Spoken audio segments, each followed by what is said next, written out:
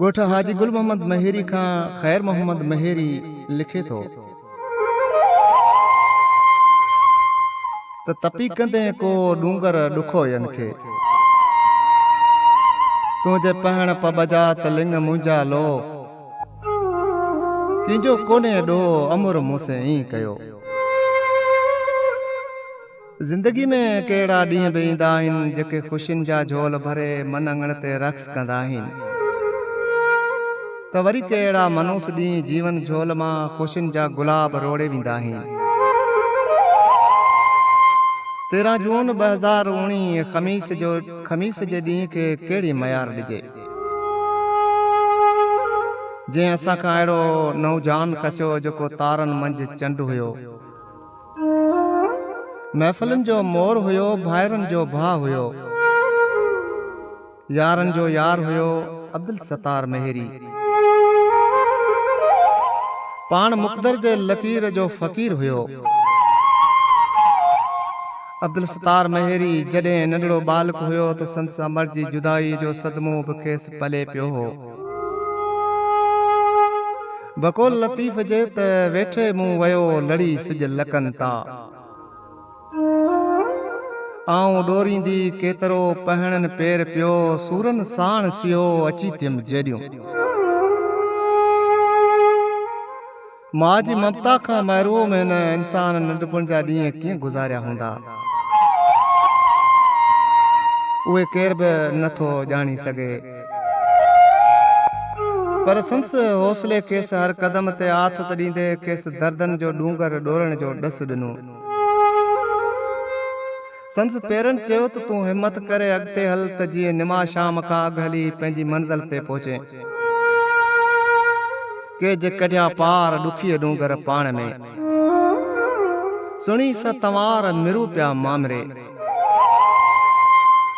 अब्दुल सत्तार ॾुखनि सां मुहाॾो अटकाईंदे नंढपण में ई दर्दनि सां दोस्तीअ जी लऊं लाहे छॾी हुई। पाण गमन जे सागर में बि मुर्कूं निछावर कंदड़ इंसान हुयो।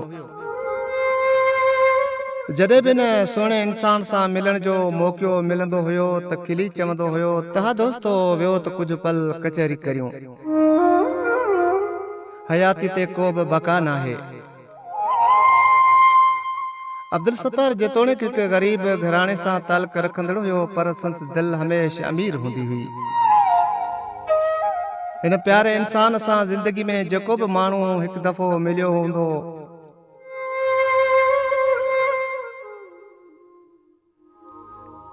ॼण त उहो उन जी मोहबत में बदिजी वेंदो हो। संदसि सीरत जो समुंड हमेशह मौज में हूंदो हुयो। 2007 ईस्वी में डॉक्टरनि खेसि टेस्ट में हेपाटाइटिस सी ॿुधाई त खिली टहिक ॾेई डॉक्टर खे जवाबु ॾिनई त यार इहा का वॾी ॻाल्हि न आहे, मुंहिंजी दर्दनि जी दोस्ती त नंढपण जी दोस्ती आहे।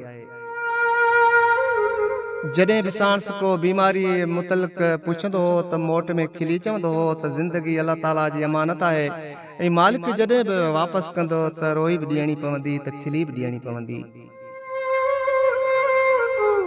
पोइ रोइजे छो, आख़िरकार सन 2012 ईस्वी में संदसि जिगर कमु करणु छॾे ॾिनो।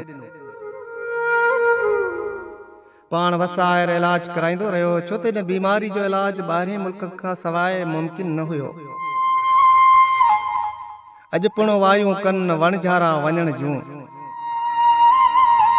हलण हारा सुपरी रुआं ता न रहनि आऊं झलींदी केतिरो आयल साम्हूं ॾिन पग छोड़े जिन विधा बेड़ा ॿार में।